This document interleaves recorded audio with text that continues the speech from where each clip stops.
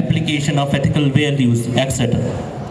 To visit four dhams, to recite prayers in temples, to have tilak marks can be included in being religious.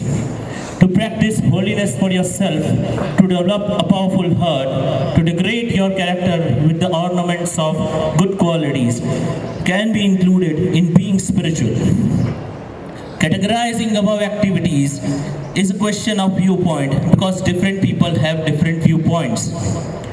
If a person is religious, he or she should not stop being spiritual because all the God realized saints who came to this world, they all reminded us to be spiritual.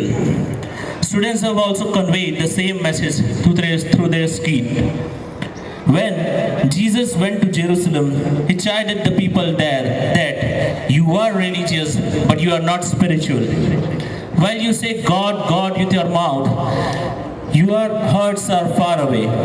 You are asking for God's mercy, but not with your soul.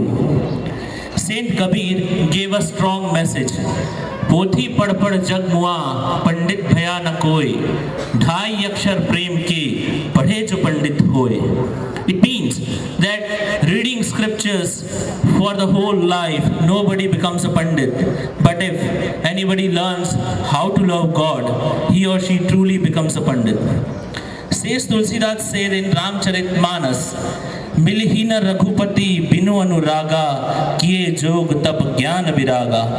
It means that you adopt yoga, meditation, austerities, mortification, etc. But without love, you will not attain God. But this doesn't mean that we should oppose ritualistic practices of society. Sometimes younger generations highly criticize the rituals being done by parents or some elder personalities. They don't want to indulge in religious practices, but we must understand that these religious practices also have a great importance in society. Culture is kept alive and is passed on from generations to generations